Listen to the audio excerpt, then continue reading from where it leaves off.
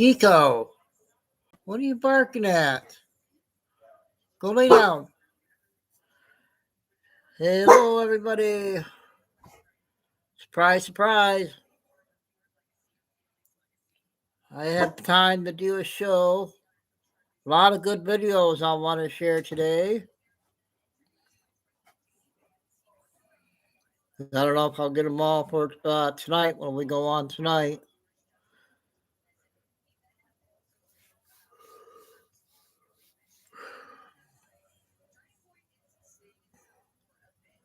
We got Ann and yep, so far, yeah, I decided to come on. I have time to do a show, do 2 shows today. So Kim, yeah, I've been on, Kim. I've had like 5 other channels I made. I never left. Um, I made it over 1 million views, so I accomplished what I never would have thought I was going to get done. Never would have thought it was going to be big, but I guess I am.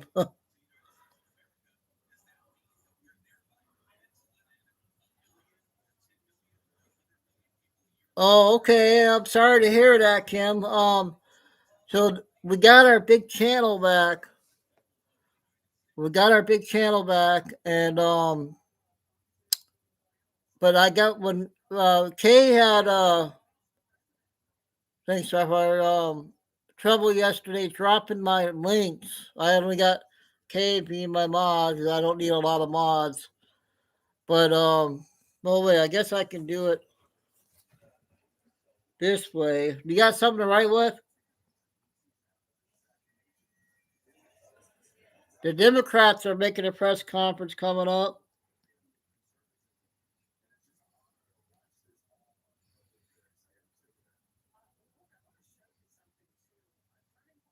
And Starfire, last night I was on Liberty Warrior.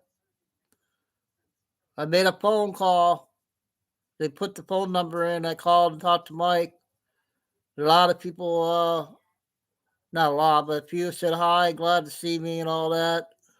The one Brian said I was a legend. So everybody was glad to.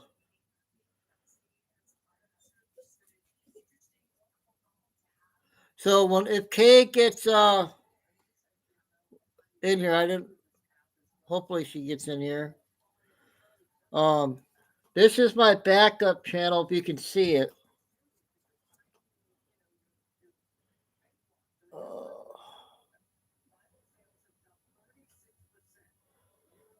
Okay. You see that one? Okay.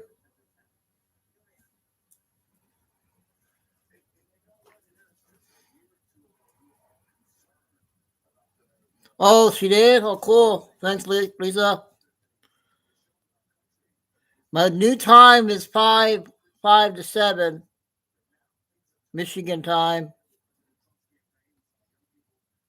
I'm hoping Maria gets back in here. I hope she's unblocked. Okay, I got another one, but we don't need that one, backup one yet.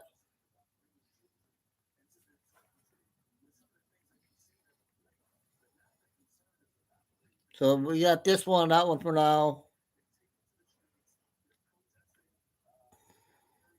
We're starting to get our name people back. Since I got back on, it's been about a week now, I think. Yeah, yesterday we had a really good show. Like always. Yep. Yeah, everybody got their channels back.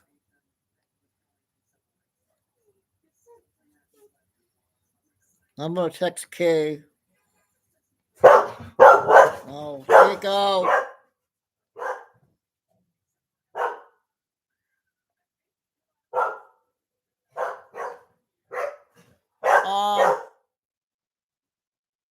I don't know. Chico! That's my new dog, Chico. He's wound up. Hey! I hope I can do.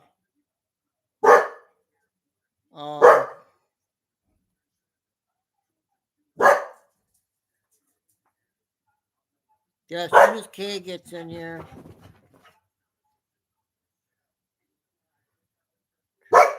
Chico's being a stinker today.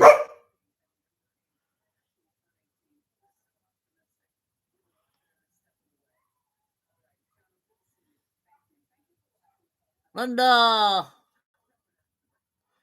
decide come on if Chico lets me. He's being a brat. I took him out to the park already. Oh, you stop whining, buddy. Sorry about the barking. Yeah, we'll drop the link. Should hopefully Kay will be able to drop it.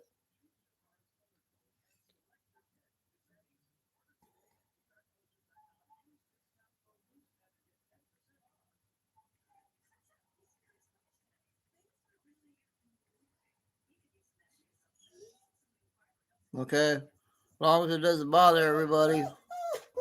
Oh, stop your whining.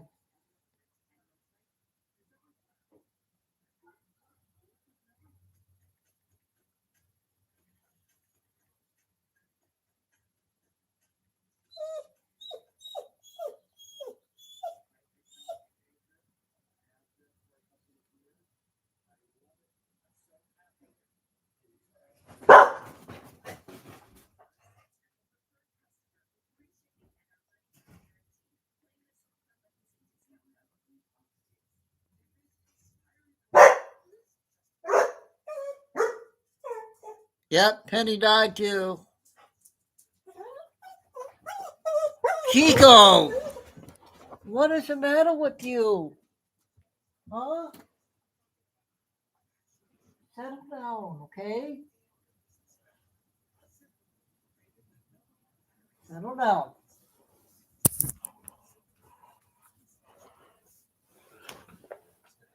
So, Kim, did you hear about my mom and my dad both dying in the same year?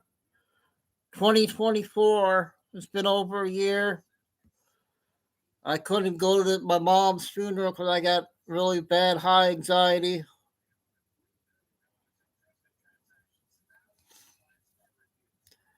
If it wasn't doing for doing this show, I would have made it. So the show's helping me make it through all the loss.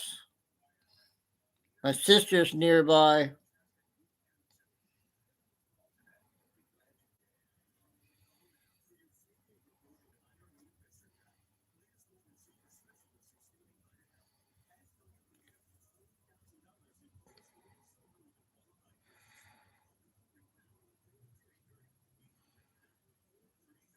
Yeah, everybody else in here.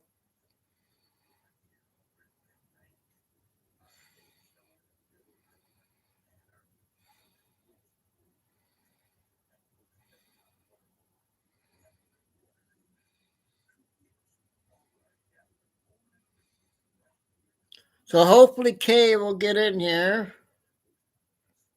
Didn't know I was coming on.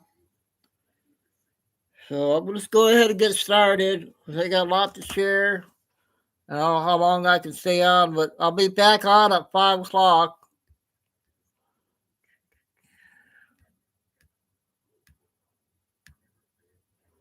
So I'm gonna go ahead and get signed into Telegram.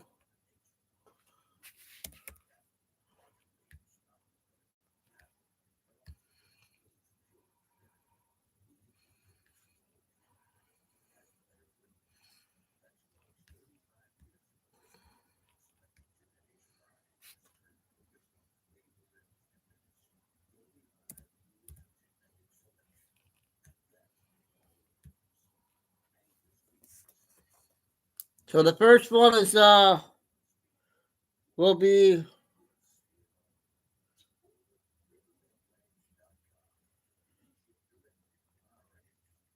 the speech.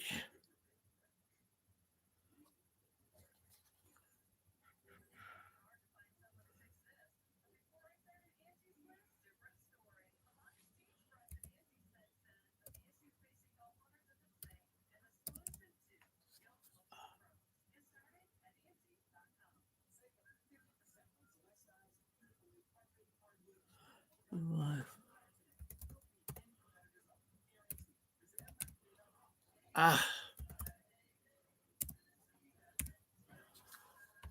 last night's round nation thing with Erica.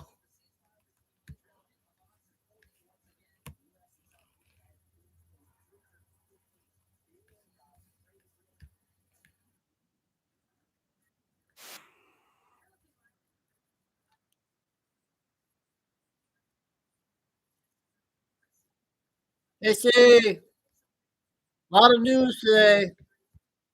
I'll be doing 2 shows. Lisa. Carry on Charlie Kirk's legacy. Take a look. It was a night of emotion, but deep optimism at Ole Miss on Wednesday, where Turning Point USA hosted one of its largest campus events since the group's founding. Student chapter president Leslie Lackman said the event was months in the making, described it as a moment of pride for the university's conservative students. It is with mixed emotions that I'm standing here at this moment, yet profoundly proud of the event that is happening. Then came Erica Kirk, widow of Turning Point's founder Charlie Kirk, who told students that courage and faith were at the heart of her husband's message. This moment, it can either be your breaking point or your wake-up call, essentially your turning point, if you will. And at this moment, every single one of us has a choice to make, whether we stand for freedom or we're just gonna fall for everything else. Kirk told students they were living through what she called a battle for the soul of a generation, urging them to speak out about their beliefs and not give in to fear. You can't change a nation if you're enslaved to fear. And you can't call out corruption if you're still chained to comfort. And you can't stand for truth if you first do not kneel before the Lord. She said her husband's assassination strengthened her faith and urged students to contemplate on why their rights were so precious. And Charlie would say this all the time. Your rights don't come from the government, they come from God. And he knew what every founding father knew, and nearly almost every university has forgotten, that you cannot have freedom without virtue, and you cannot have virtue without God. Vice President J.D. Vance followed with a speech that makes personal tribute with political conviction, recalling the phone call he received the day Charlie Kirk was shot. And I remember thinking, what a terrible tragedy for that family. And the second thing that I thought was, what a terrible tragedy for the United States of America. Vance praised Kirk as one of the most influential voices of his generation and repeated what he said was Kirk's most important advice to students. Charlie wanted you, more than anything, to invest in the things that were worth having, to build a life that was worth building. And that started, the most important advice he ever gave you was fall in love, get married, and start a family. And I can't honor Charlie without repeating that most important advice. Vance also reiterated why the conservative movement is so adamant about defending freedom of speech. And that's why, my friends, that's why we care so much about free speech, as Charlie lived and died for the basic principle that we ought to be able to talk about our differences, we ought to be able to debate them, and we ought to have faith that the best way to make sure that the best idea wins is to actually just have a discussion. The night ended with a call to action for students to take leadership in their communities and in the nation Charlie Kirk helped shape. If you care about this country, love it enough to get involved in the process and how we govern it. That is the only way we are going to save the United States of America, and that is perhaps the greatest contribution that you can make to Charlie Kirk's legacy is getting involved in saving this country. I'm in the fight, and I know every single one of you are with me. God bless you, and thank you for having me. The Turning Point USA spokesperson said on X that more than half the student body of Ole Miss registered for the event, around 14,000 people. According to chapter president Lackman, the organization's decision to hold an event here shows that the University of Mississippi is at the forefront of Charlie Kirk's movement. Get more for less with Tim Hortons $1, $2, $3 menu. Order any size beverage. And add a favorite, like a donut for just $1, a bagel for $2, or a hot breakfast sandwich for $3. So get more for less, only at your neighborhood Tim Hortons.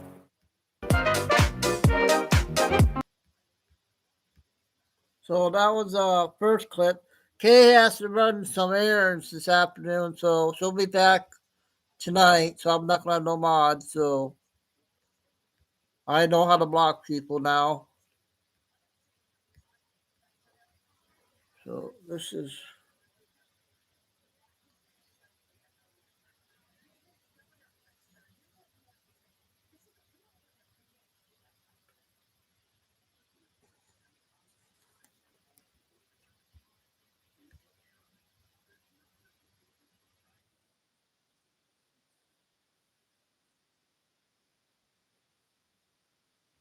That there's this notion that we might have owe Israel something, or that they're our greatest ally, or that we have to support this multi-$100 billion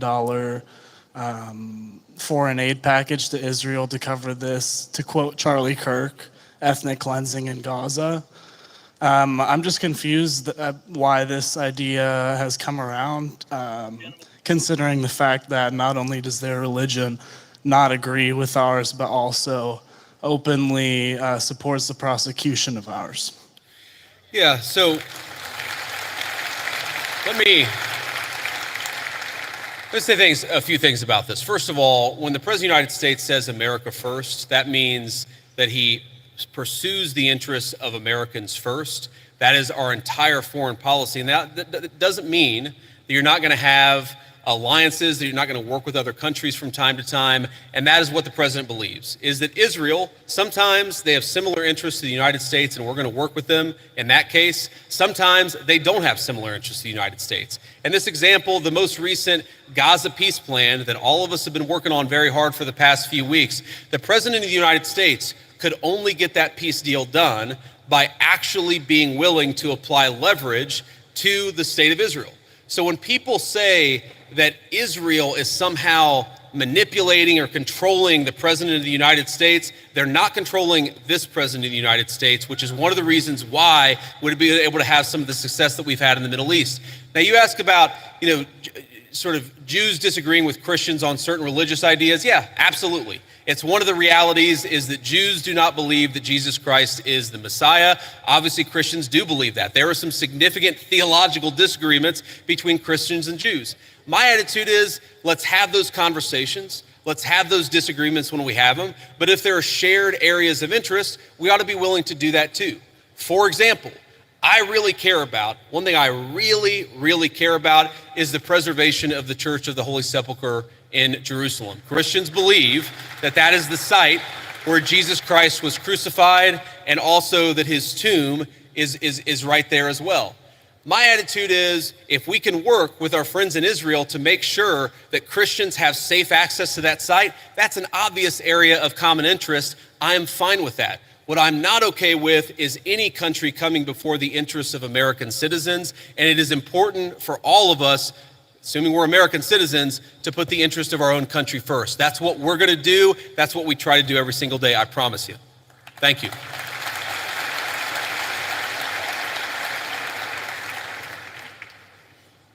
Hi, Mr. Vice President. I'm the president of our pro-life organization here at Ole Miss, Rebels for Life.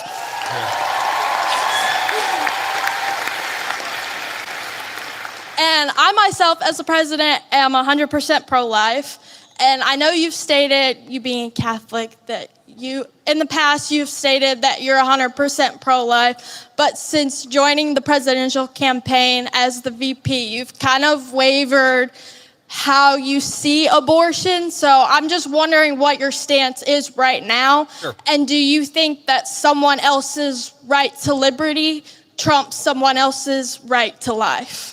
Well, first of all, I appreciate your question, and I appreciate the work that you do. You asked the question, do I think somebody else's right to liberty trumps somebody else's right to life? No, I do not. I, in fact, do not believe that. Now, you said, and I'm going to take issue with something you said, just the premise of the question, which is that I've wavered on the pro-life issue. I really do believe that the president has been the most pro-life president in the history of the United States of America. Now, that said, there are two things that I think we have to keep in mind here. Now, one is the very, very hard question of, when we talk about our abortion policy, There are some very, very difficult edge cases. There are cases where you've got, an 11-year-old girl who was raped, who it would be unsafe for her to bring the baby to term.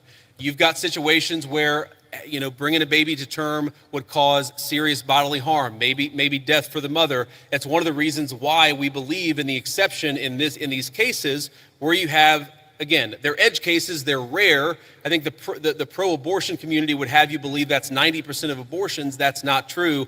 But we got to be honest about the fact that there are some edge cases. The second thing I'd say about this is that we have to be prudential and practical in what can get accomplished. And there may be disagreements about what exactly that is, but if you look at the pro-life victories that the President of the United States has been able to achieve, he's been able to achieve them because he has worked within the system that we have. Guys? If your attitude is you are going to pursue the most aggressive pro-life option, even if it means you lose every election and every outcome means that you're going to be in a situation where the Democrats have abortion on demand up to the moment of birth to the very end. You've got to work within the political constraints that we have. Now, here let me just say something about this. And somebody asked me earlier about my Christian values. And one of the points I made is that when the settlers came to the New World, they found a very widespread child sacrifice. I imagine there are some people who don't agree with my view on the pro-life issue. Let me just make an observation. If you go to historical archaeological sites where there were brothels, and the two oldest businesses in the world are gambling and prostitution, so there were brothels even in very ancient civilizations. If you go back to ancient brothels and you dig up the bones of the women who are working in these places, you will very often find a lot of children who were buried with them. And the answer is that whenever a society decides to discard innocent babies, they also don't treat their women very well. And whenever a society mistreats its women, it is very often the babies who come right after that. There is a reason why Christian civilization ended the practice of child sacrifice all over the world, and it's one of the great accomplishments of Christian civilization. I believe that we should try to be protecting every unborn life. There's a question of exactly how we do it, but I would never say that anyone's right to life should be sacrificed. Thank you, ma'am. You like this video? Then like, share, and subscribe to Mirror Now. Okay, that was last night. So if anybody didn't see that, I didn't either. All right, this next one's I'll probably do an hour, you guys. So I got a lot of short ones. I got a 10-minute one that might be really good. I'm not sure if I played it.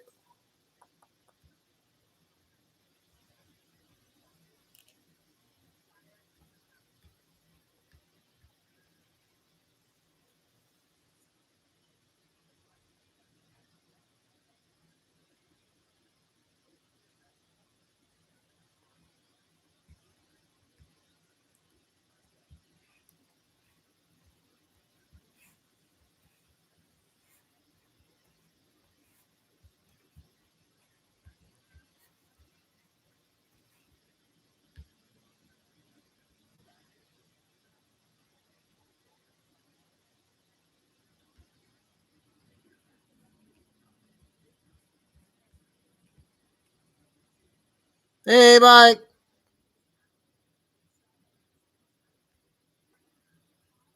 Who is William Gart? Is that a troll Starfire?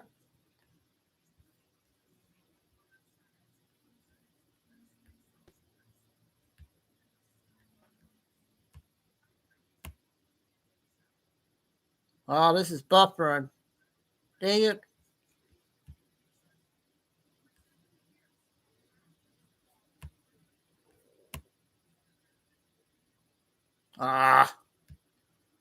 Not going to be able to play that one.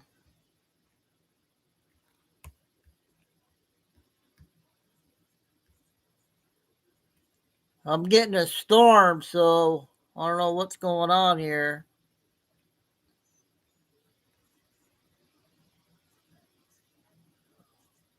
I don't know who William is. I've never seen that one before.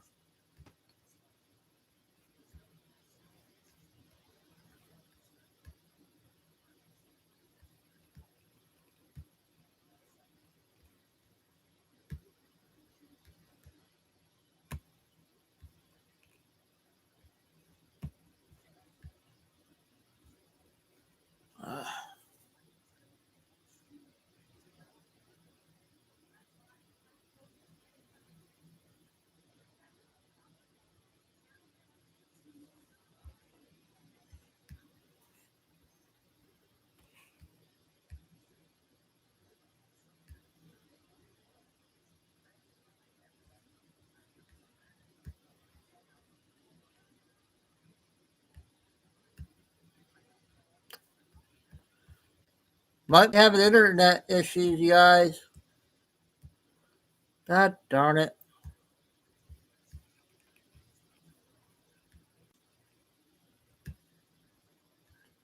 Not letting me play it.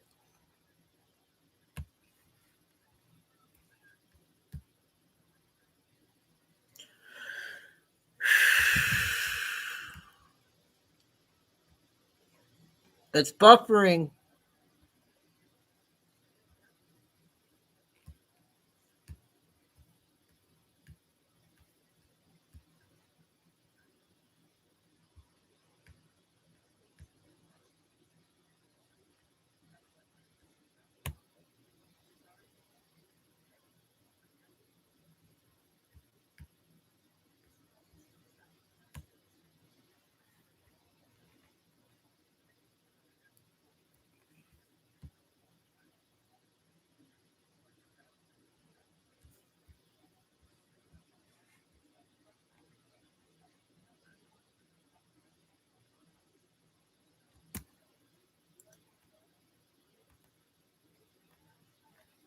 God darn it.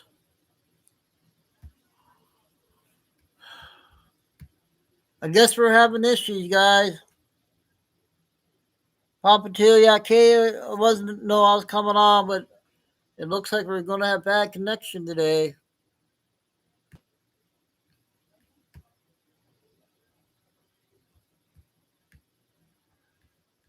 God darn it.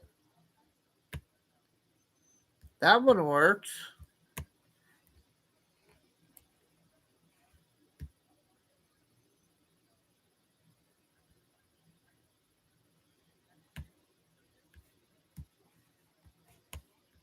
Well, maybe I'll do it this way.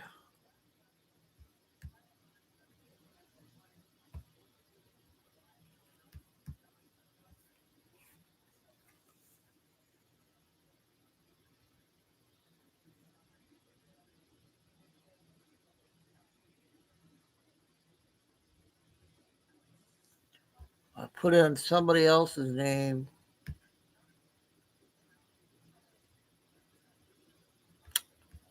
Ah.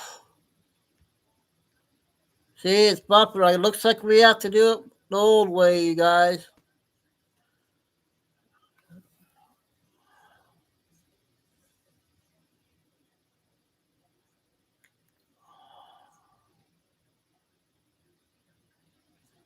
Is that a troll, you guys?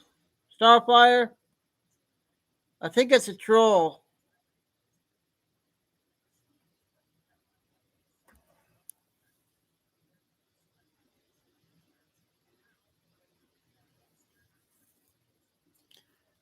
I'm going to block him. I think he's a troll. I don't know what that sign means.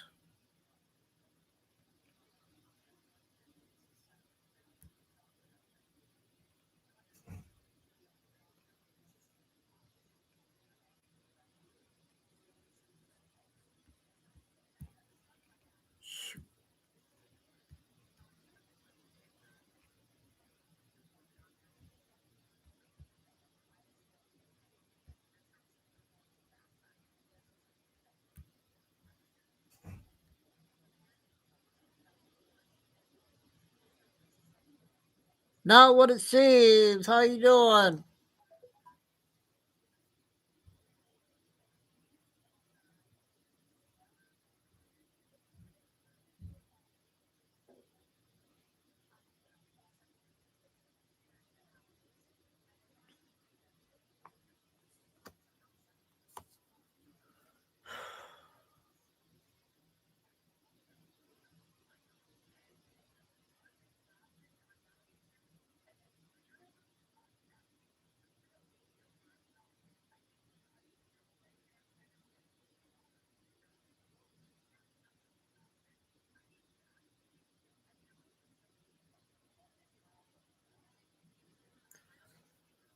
All right. Sorry, William. I didn't know what you meant on that.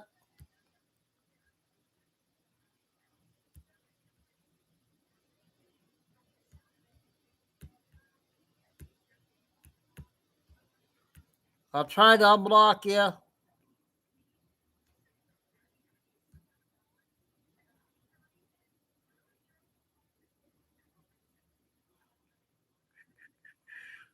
Yeah, I can't do planes right now.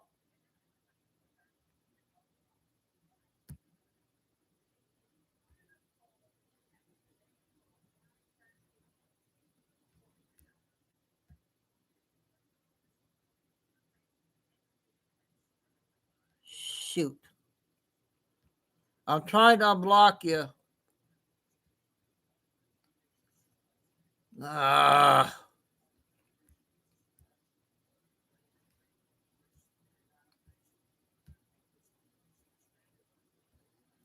God darn it.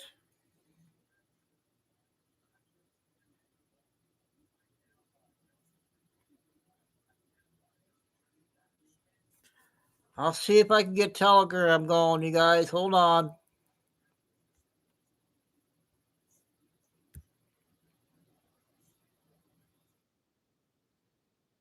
Okay, it's working now, you guys.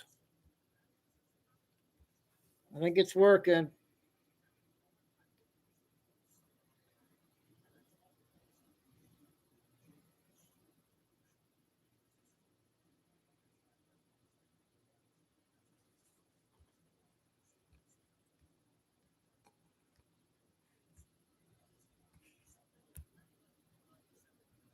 Nope. Still buffering.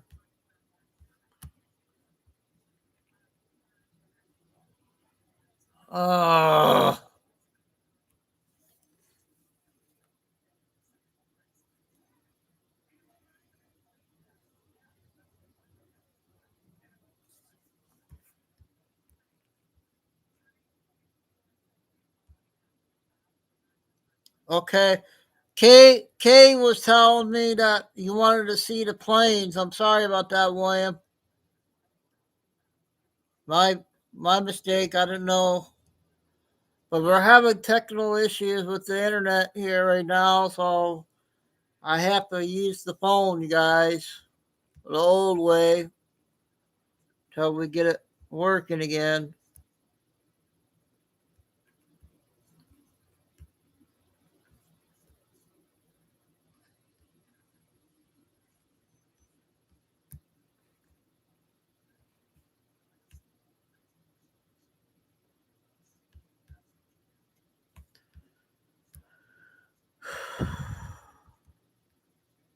Okay, here we go.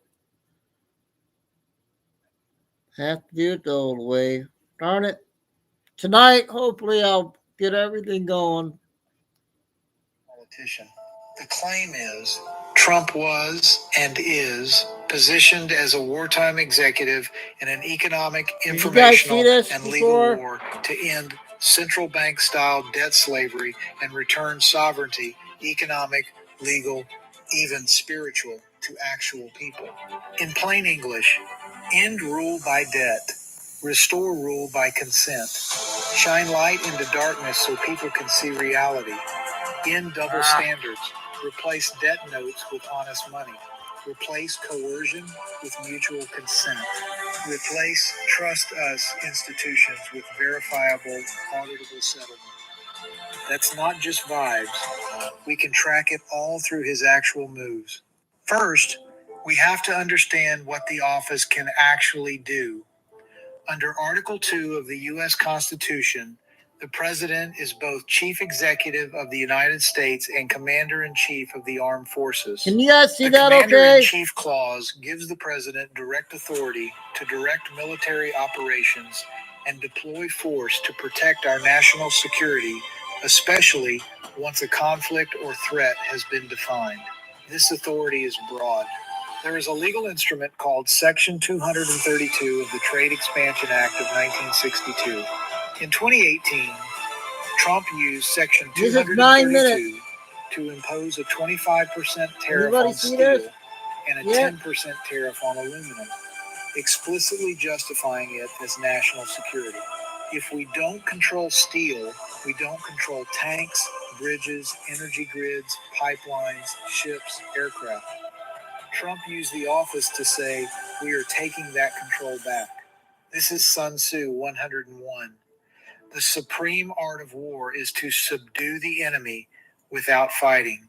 Let's timeline the strategy from January 20, 2017 forward. Economic realignment 2017 to 2020 and continuing now. Trump begins hammering America first. The U.S. starts openly using tariffs, including Section 232, to force adversarial and even allied nations to the table. Tariffs are reframed as a replacement for hidden taxation of U.S. workers. Trump's model says, no, you're going to pay to access us, and that payment will be used to rebuild our own production. That is de facto economic insurgency against the debt for labor slavery model. What happens when corruption, foreign influence, cartel money flows, and organized global trafficking networks are defined not as political controversies, but as national security threats? Answer: those things now fall under military purview, intelligence purview, and wartime continuity authorities. This is key to understanding the Q posts as a psychological informational battle space element.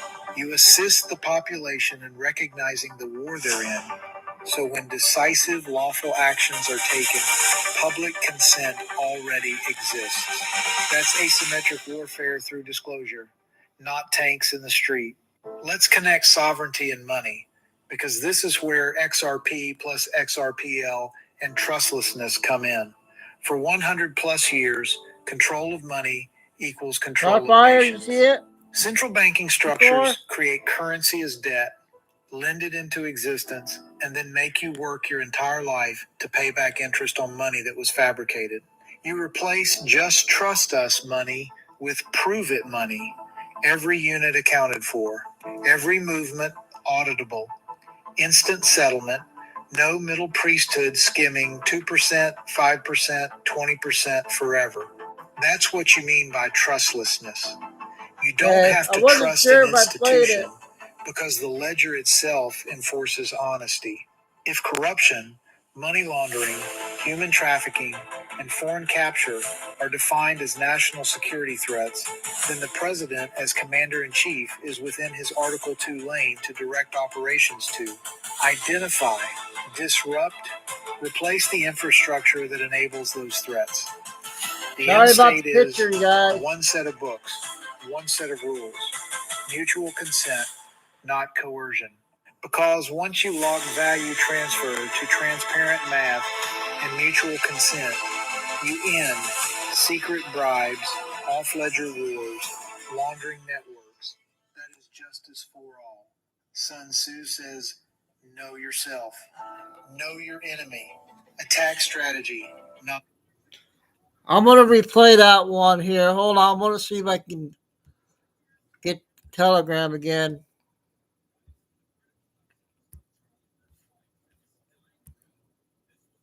Still buffering.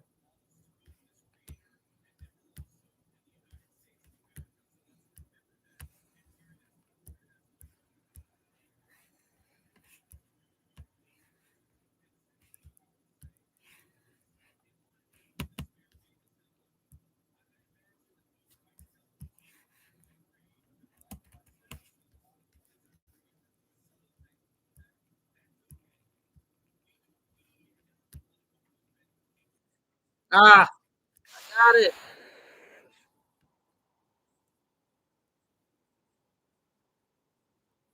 Economic, informational, and legal war to end central bank style debt slavery and return sovereignty, economic, legal, even spiritual, to actual people. In plain English, end rule by debt, restore rule by consent, shine light into darkness so people can see reality, end double standards, replace debt notes with honest money, replace coercion. Oh. We will get this video in eventually. The claim is not Trump is a politician. The claim is Trump was and is positioned as a wartime executive in an economic, informational, and legal war to end central bank-style debt slavery and return sovereignty, economic, legal, I'll be back even at 5. I'm spiritual, going to only an actual hour people. right In now. plain English, end rule by debt, restore rule by consent, shine light into darkness so people can see reality, end double standards, replace debt notes with honest money, I was hoping replace Lori after coercion Maria with comes mutual back, consent, I made replace Jason trust Jason us tell me more institutions with verifiable, auditable settlement. That's not just vibes. We can track it all through his actual moves. First, we have to understand what the office can actually do. Under Article 2 of the U.S. Constitution, the President is both Chief Executive of the United States and Commander-in-Chief of the Armed Forces. The Commander-in-Chief clause gives the President direct authority to direct military operations and deploy force to protect our national security, especially once a conflict or threat has been defined. This authority is broad. There is a legal instrument called Section 232 of the Trade Expansion Act of 1962.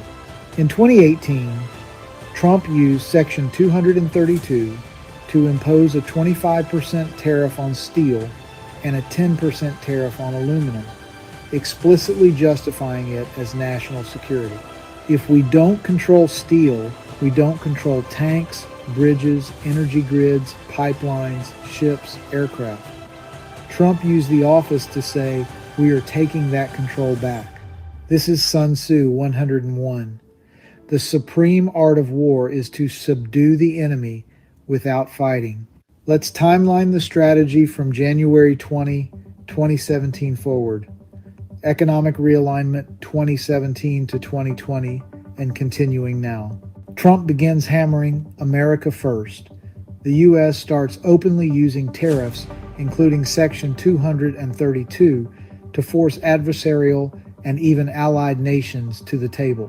Tariffs are reframed as a replacement for hidden taxation of U.S. workers.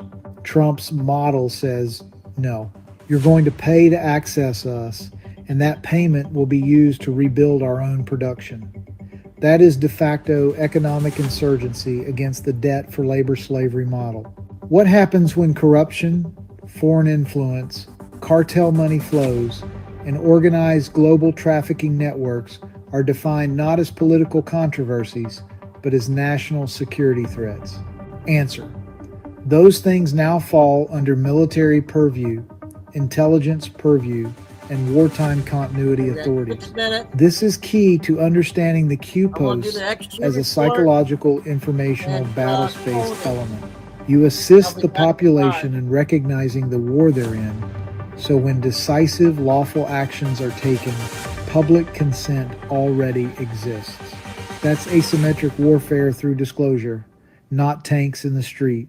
Let's connect sovereignty and money, because this is where XRP plus XRPL and trustlessness come in. For 100 plus years, control of money equals control of nations. Central banking structures create currency as debt, lend it into existence, and then make you work your entire life to pay back interest on money that was fabricated. You replace just trust us money with prove it money, every unit accounted for, every movement auditable, instant settlement, no middle priesthood skimming 2%, 5%, 20% forever. That's what you mean by trustlessness. You don't have to trust an institution because the ledger itself enforces honesty. If corruption, money laundering, human trafficking, and foreign capture are defined as national security threats, then the President, as Commander-in-Chief, is within his Article 2 lane to direct operations to identify, disrupt, replace the infrastructure that enables those threats. The end state is one set of books, one set of rules, mutual consent, not coercion. Because once you lock value transfer to transparent math and mutual consent, you end secret bribes, off-ledger wars, laundering networks. That is justice for all. Sun Tzu says, know yourself, know your enemy, Attack strategy, not armies. Win the war before the people even realize a battle was fought. Don't engage the enemy at full strength where their strong legacy media, captured courts, supranational banking. Q's core repeated themes. These people are stupid. Trust the plan. We are giving it back to you, dark to light. Q acts as narrative air cover for a multi-year psychological and legal operation to transfer power back to we the people, not just theoretically, but operationally. The plan is to build bridges to trustlessness based on the highest moral law, mutual consent. You cannot have mutual consent when one side is lied to. So, reveal fraud, consent is reset, illegitimate power structures lose their cloak, sovereign people regain standing. Because you can't dismantle a global parasitic system quietly. From 2017 to now, what have we watched? Trade wars, tariff wars, currency wars, media wars, censorship wars, information ops, lawfare, indictments, non-stop attempts to criminalize one man's existence. When advisors and opponents are fighting in public about whether a president has plenary authority over the military domestically, they're arguing over, can the executive legally use military authority to restore order if civilian institutions are captured or corrupted? That is the end game in any continuity of government wartime power scenario. Who is the sovereign, the banker or the people? And the oath, critically, is sworn to the Constitution, not to a party, not to a bureaucracy, not to a global cartel. Now we test all of this against God's law and simple morality. God's order is consistent. Truth is light. Light reveals corruption. Consent matters. Honest scales and balances belong to the Lord. Proverbs 16:11 is explicitly about economic justice. No rigging the measure, no cheating the counterparty. Trump's plan translates this into modern systems. In God we trust equals all others verified. Truth XRP, XRPL equals justice for all. Trump declared the end of priest class intermediaries who sit between you and your own labor energy. Is that consistent with Christ's pattern? Flip the tables of the money changers. Is it consistent with the Declaration of Independence? Yes. Is it consistent with Sun Tzu's mandate to win without destroying your own people? Yes. So morally, lawfully, strategically, it lines up. Here's how the movie ends. For 9 years, whether people understood it or not, they watched a president operate as if humanity was in a live extraction from a debt control matrix. Instead of saying we're overthrowing everything tonight, the mission was teach the people to see the cage. Prepare the public mind for a new standard, mutual consent plus honest ledger equals justice. Because once we the people accept this standard, the old system dies instantly. It cannot survive universal transparency. Trump's plan becomes a constitutional reset. We shine light into the dark. One standard of law. One standard of money. One standard of consent. Sovereign people, not managed livestock. In God we trust. All others get verified. That's not a slogan. It's our operating system for a post-slavery civilization. It's Trump's cool plan. He's earned our forever gratitude. Okay, we finally got that one in. Glad I found that. So yeah, we got a 8-minute extra to report, a 20-minute Tony, and I'll be back at 5 if I get it up there.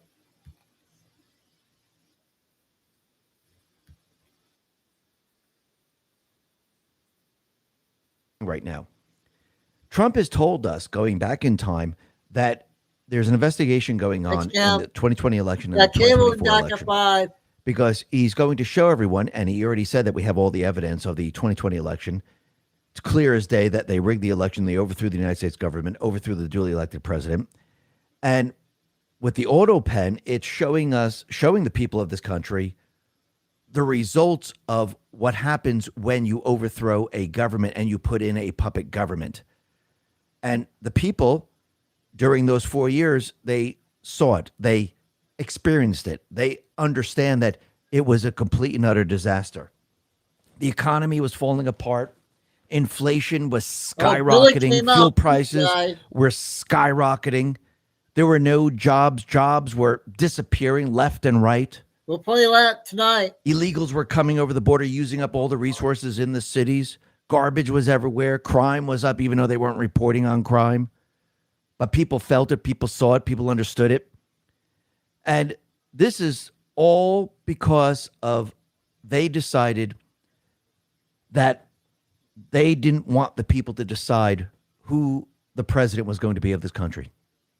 The dictators decided that, hey, we will tell you who's going to be the president because we are dictators. Remember when they say no kings? They are the kings. This is what the king did. The king said, okay, this is my successor. There's no elections. No one voted. No one did anything. This is what they did. See, when you overthrow a government and you rig elections, they're installing the person that they want, which means they are the kings, they are the dictators, and they've been the dictators and the kings for a very long time. And that's what people are starting to realize. Remember, Trump is not just doing this to show you that they overthrew the government.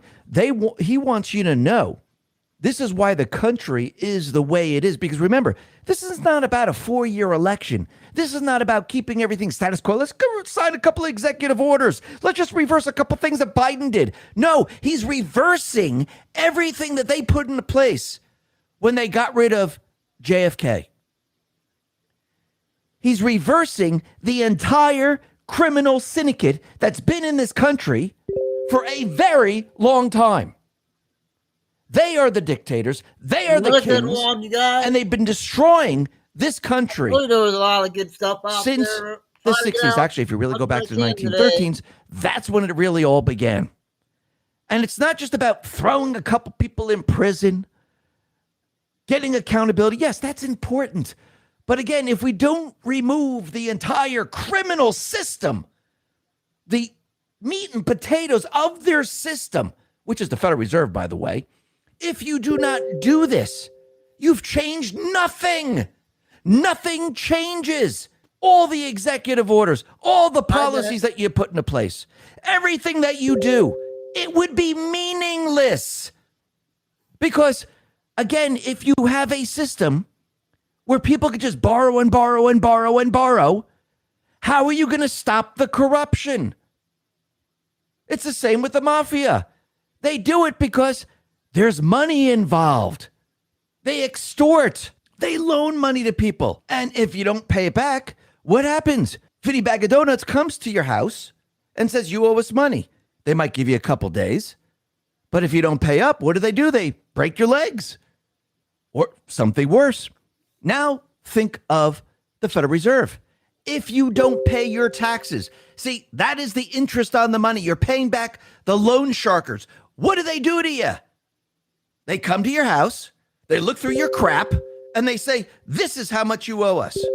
If you don't pay up, you're going to jail. Think about what they have done here. Trump has to get rid of all of it. And this is a very big mission. And this is why they tried to take him out. This is why he had multiple attempts on his life. It's not just Comey, Brennan, Obama. It's people that you haven't even seen before. Because when you go after the central bank system, when you go after the source, well, that's when they take action. And they don't want Trump to remove the central bank system because then they lose all control.